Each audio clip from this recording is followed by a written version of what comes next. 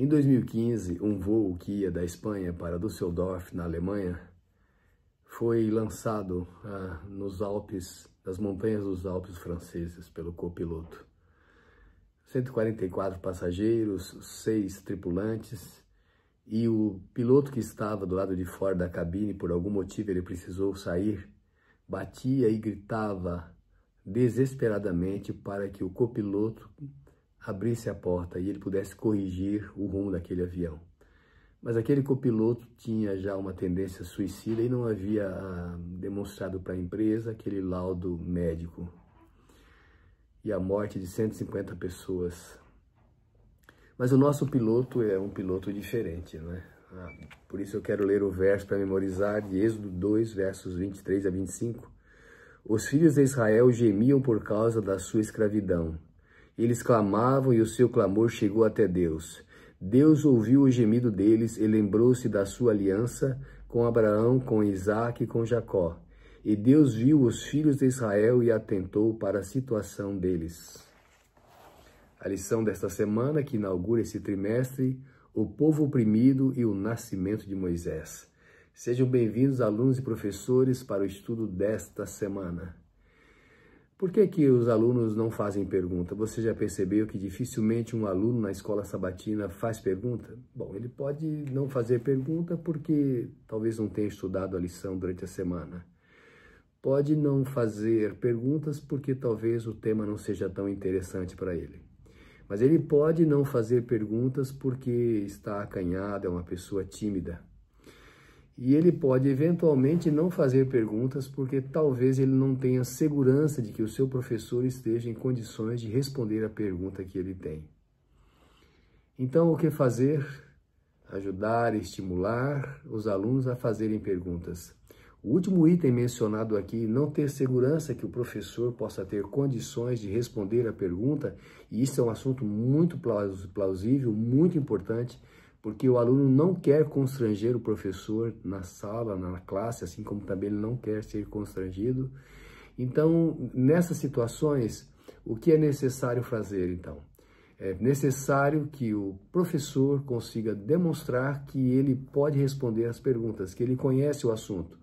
Se, todavia, o aluno fizer uma pergunta e o professor não tiver como responder, ele pode dizer, olha, eu não sei a resposta, mas vou estudar esse tema durante a semana e na próxima semana, no início do estudo, eu vou poder tratar com você este assunto. Quem sabe incentivar os alunos também a pesquisarem o tema e na semana seguinte, no sábado seguinte, então, tirar uns minutinhos no início da lição para responder a pergunta que aquele aluno fez. Muito bem, vamos tratar então da lição desta semana, que tem que ver então com alguns pontos importantes no livro do Êxodo. Você sabe que a lição deste trimestre trata toda ela sobre o livro do Êxodo. E o livro do Êxodo ele é importante e ele tem que ver com libertação. Se você olhar para o livro do Êxodo, a sua estrutura, você vai ver que no começo do livro está tratando da libertação do povo de Israel do Egito. Se você avançar um pouco mais, a partir do capítulo 15, você vai ter a informação de Deus também se revelando, né? Fazendo um pacto com o seu povo, dando a sua lei lá no Sinai, né? E a partir do capítulo 20, uma parte dele, depois dos 10 mandamentos até o capítulo 23, você tem aquilo que é chamado de o livro da lei, né? Você tem a apresentação da lei e depois detalhamentos dos mandamentos, né? E depois você tem, então, na sequência do livro de Êxodo, a informação de Deus demonstrando que ele quer habitar com o seu povo, como deve ser feito o tabernáculo, e o último capítulo, então, é uma demonstração de que Deus está habitando com o seu povo e dirigindo-o durante o Êxodo, né? Então, Êxodo, né? Qual o significado da palavra Êxodos no grego, né? Tem que ver, então, com a saída, né? Mas se você for ler os primeiros 5 livros da Bíblia, o Pentateuco, os títulos que eles recebem tem que ver, então, com a primeira frase, né, de cada livro. Então, você lê em Êxodo capítulo 1, esses são os nomes dos israelitas que entraram no Egito com Jacó. Então, aí você tem o título do livro, né, aqueles que entraram no Egito com Jacó. Esses são os nomes deles. Mas se você vai para a Bíblia em português, né, e uma Bíblia moderna, você tem então o título que é Êxodo, uma palavra grega que simplesmente, simplificando, significa saída, né? Vamos pensar um pouquinho então na história do povo de Israel, o povo de Deus que sai do Egito. Então, quando nós estudamos o livro de Êxodo, logo no começo você tem a informação de que Jacó, com seus descendentes, né, com a sua família, com o seu clã, desce até o Egito porque há seca, há fome lá em Canaã. E o texto bíblico diz que 70 almas desceram até o Egito. Eu quero fugir um pouquinho da lição para, mais uma vez, pensar com você o significado de alma na Bíblia, né? Então, alma não é uma entidade que vive separada do corpo, porque em Ezequiel 18, verso 4, também aparece a palavra nefesh, a alma, né? Então, quando o texto bíblico diz que 70 pessoas desceram de Canaã até o Egito, na verdade está falando 70 almas equivale a 70 pessoas, nada mais, nada menos do que isso, 70 vidas, tá certo? Então vamos pensar ainda nesse assunto aqui. Vejam, 70 pessoas desceram, incluindo Jacó, segundo alguns estudiosos, né? Mas depois, o tempo em que eles passaram lá no Egito, o texto bíblico diz que eles saíram em cerca de 600 mil homens, apenas computando os homens, 600 mil. E veja, é um crescimento muito grande populacional, e esse crescimento, esse desenvolvimento do povo hebreu lá no Egito vai trazer preocupação para o faraó que assume, né? Para a nova dinastia que assume o governo do Egito e fica preocupado e quer tomar atitudes contra o povo de Israel. Eu queria pensar com você alguns textos bíblicos, sabe? Gênesis 15, versos 13 e 14, vão mencionar o povo de Deus que iria ser atribulado, né, perseguido durante o período de 400 anos. Eu quero ler com você Gênesis capítulo 15, versos 13 e 14. O texto diz assim: Então o Senhor disse a Abraão, sabe com certeza que a tua descendência será peregrina em terra alheia, será reduzida à escravidão e oprimida por 400 anos. Sabe também que julgarei a nação a qual ela terá de servir e depois sairá com muitos bens. Se você lê o Novo Testamento, em Gálatas, há uma outra informação a respeito do período, né, em que o povo de Israel é perseguido. Gálatas 3,17 diz assim: Eu afirmo, a lei que veio 430 anos mais tarde não anula o testamento, antes validado por Deus, cancelando a promessa. E Deus faz uma promessa de que o seu povo vai prosperar, vai crescer, a despeito da perseguição. Então vamos pensar o seguinte: o piloto que governa a igreja, em momento algum, abandona a sua igreja. O piloto que governa o seu povo, de maneira alguma, abandona o seu povo ou o dirige para a morte. O piloto que dirige a sua vida, o Deus de Abraão, Isaac e Jacó, nunca vai abandonar você, a despeito das tribulações que você possa sofrer. Como sempre nós mencionamos, Paulo disse: aquele que quiser servir piamente a Cristo padecerá perseguições. Mas não é porque nós padecemos perseguições que Deus não está conosco. Deus está com o seu povo, Ele protege. E é isto que o livro de Moisés, o segundo livro de Moisés, né? O livro do Êxodo demonstra que Deus está com o seu povo a despeito da tribulação. E Deus vai se resgatar, vai buscar, vai libertar, tirar o seu povo da escravidão do Egito. Então, quando você pensa nesse período aí, né? No período que Deus faz o convite para Abraão, né, sair de Harã, até o período em que há a libertação do povo de Israel lá no Egito, você tem 430 anos. Você tem diferentes cômputos, é verdade, mas vamos nos ater a esse aí. Tem que ver com Gênesis 12, né, também, né? Bom, mas o que acontece? Então você não tem 400 anos especificamente do povo de Israel lá no Egito sendo perseguido. Você tem, de certa forma, o Egito causando opressão, porque Canaã era um lugar que estava sob o domínio do Egito. Então, os 400 anos tem que ver com o período de peregrinação de Abraão, lá em Canaã, tem que ver com a ida de Jacó também para o Egito e seus descendentes, tem que ver com a nova dinastia que não conhece a José e quer perseguir e persegue o povo de Israel. Então, você tem mais ou menos ali da peregrinação de Abraão ali em Canaã, uns 200 anos ali do povo de Deus, né? aí você vai entrar na história de Jacó, aí você tem mais 215 anos mais ou menos da ida de Jacó até o povo de Israel sair do Egito. E mais ou menos a metade desse período, algo em torno de 100 anos, é o período de tribulação, é o período de perseguição que o povo de Israel sofre. Nós temos que pensar aqui que quando Jacó vai para o Egito com seus descendentes, José está vivo, o faraó tem respeito, José é engrandecido lá no Egito, não é verdade? Então não é um período de sofrimento e de perseguição, porque o faraó do tempo de José, ele era dos Ixos, né? E os Ixos, eles eram também semitas. Então, havia uma proximidade, grave isto, os Ixos eram semitas. Então, havia uma proximidade entre o povo do Egito e o povo de José, a família de José, porque ambos eram semitas, né? Mas quando entra um novo rei, uma nova dinastia, e não é dos Ixos, e eles então começam a perseguir o povo judeu. Então, daquilo que aconteceu com José, Deus esteve com ele, ele foi vendido pelos seus irmãos para os ismaelitas, levado para o Egito, lá trabalhou na casa de Potifar, depois esteve preso, né? Então essa história da casa de Potifar são uns 10 anos, prisão, mais uns 2 anos. Então depois de muito tempo é que se cumpre aqueles sonhos que José teve e relatou para os seus pais e para os seus irmãos. E José então foi colocado como um líder lá no Egito. Mas por que tudo isso acontecia? A lição explica, né? O texto bíblico explica. Porque o Senhor estava com José, né? Mas as coisas mudaram, aí o povo então passou a sofrer com a nova dinastia no Egito, né? Houve algumas táticas ali, né? Como eles cresciam, eles frutificavam, eles aumentavam muito, se tornavam poderosos, né? E a terra se encheu dos descendentes de Abraão, eles começaram a ter medo que aqueles homens que trabalharam tanto, que ajudaram tanto, inicialmente no pastoreio, depois envolvidos em construções, né?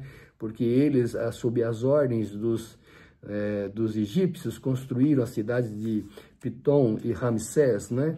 E a preocupação que eles pudessem se juntar com inimigos e perseguir, então, os egípcios, né? Já que eram de origem estrangeira e essa preocupação toda. Muito bem. Então, algumas atitudes foram tomadas. A primeira era que eles fossem escravizados, né? E essa escravidão aí, essa escravidão que aconteceu ali era justamente para tentar diminuir o povo, enfraquecer o povo hebreu. E isso não mudou. Então eles tiveram uma outra ideia. A outra ideia era que quando nascessem as crianças dos hebreus, os meninos fossem mortos, né? E as parteiras, né, eliminassem aqueles meninos. E você tem o nome das parteiras aí, né? Sifra e Puá, eram nomes hebraicos, então eram parteiras hebreias. Por isso, então, é dito na Bíblia que elas temeram a Deus. E porque não agiram para que os meninos morressem, né? Elas então foram recompensadas por Deus com prosperidade, né? Mas eis que chega o dia em que Moisés nasce, né? E Moisés seria o libertador do povo de Israel, usado por Deus. E o diabo sabia disso. Então o diabo queria a morte dos meninos porque sabia que viria um libertador. Que aquela história não iria continuar. E você sabe, o diabo conhece muito da Bíblia. E ele sabia da promessa feita por Deus a Abraão de que o povo voltaria àquela terra de Canaã. Então estava para se cumprir aquilo ali. E a intenção do diabo era que todos os meninos morressem. A intenção então do faraó, e faraó quer dizer rei, né? Era que as meninas fossem colocadas à disposição do reino egípcio, mas que os meninos fossem eliminados. Mas aí a Joquebede, né, esconde Moisés, né, que era bonito, né? E a expressão bonito aí, Tob, em hebraico, quer dizer que era bom diante de Deus, né?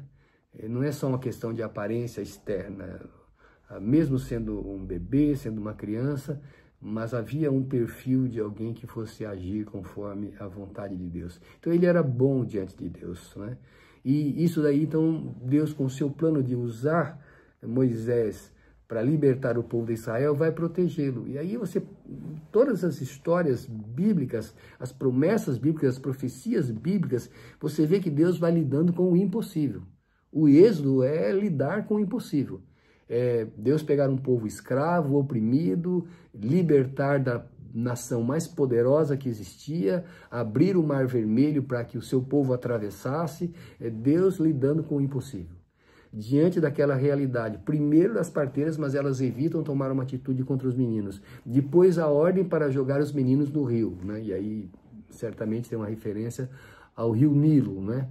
E Deus atuando então para proteger aquele menino com o objetivo de salvar o povo de Israel. Então, Moisés é descendente dos levitas, e a mãe, então, depois, como não tinha mais como ocultar, pega um cesto de junco e coloca ali um betume e coloca o menino no rio, né? Então, a filha do faraó, né, a Hatshepsut, o nome dela, então ela, por um tempo, ela governou também o Egito. Ela vai se banhar, e banhar-se no Nilo tinha que ver para os egípcios alguma coisa também como um ritual, nas divindades deles, tinha que ver com fertilidade. E quando ela vai ali, ela vê um cestinho passando, e as suas servas buscam aquele cesto, abrem e tem o menino chorando. E Miriam, irmã mais velha de Moisés, né?